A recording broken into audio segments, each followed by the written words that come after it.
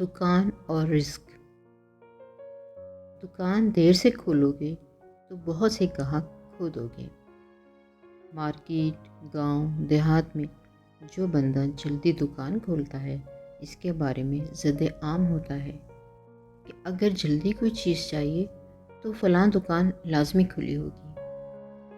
آپ نے دیکھا ہوگا کچھ دکانداروں کی سالوں سال سے ایک ہی روٹین ہوتی ہے کہ وہ صبح فجر سے پہلے یا فوراً بعد دکان کی صفائی وغیرہ کر کے سامان کی سیٹنگ کر کے بیٹھ جاتے ہیں۔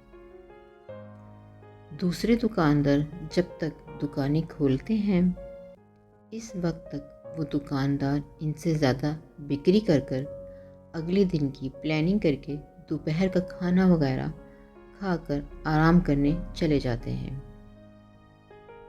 جو لوگ کاروبار کی کامیابی چاہتے ہیں یا زندگی کے عروج کے طالب ہوتے ہیں تو وہ زندگی میں پہل کرتے ہیں، کیونکہ ہر کام میں اول وقت کی بہت اہمیت ہے۔ جو پہل کرتا ہے اس کے پاس کامیابی کے مواقع زیادہ ہوتے ہیں۔ جب دوسروں کو اس کی ضرورت ہو، اس کے ہنر کی ضرورت ہو، اس وقت وہ دستیاب نہ ہو تو اس کا متبادل تلاش کر کے کام کروایا جاتا ہے۔ بعد میں وہ بندہ لاکھ کوشش کرے، اپنی وقت اور قابلیت سے بڑھ کر تگدو کرے، لیکن کوئی فائدہ نہیں ہوتا۔ اس لیے اگر اپنے ہنر اور قابلیت سے کامیابی حاصل کرنی ہے تو پھر ان لوگوں کا خیال کرنا ہوگا جن کو اس ہنر کی ضرورت ہے اور قابلیت کی قدر ہے، ورنہ ایک وقت گزر جانے کے بعد افسوس اور پچھتاوا ہی ہوتا ہے، کیونکہ اس کا متبادل انہیں مل چکا ہوتا ہے۔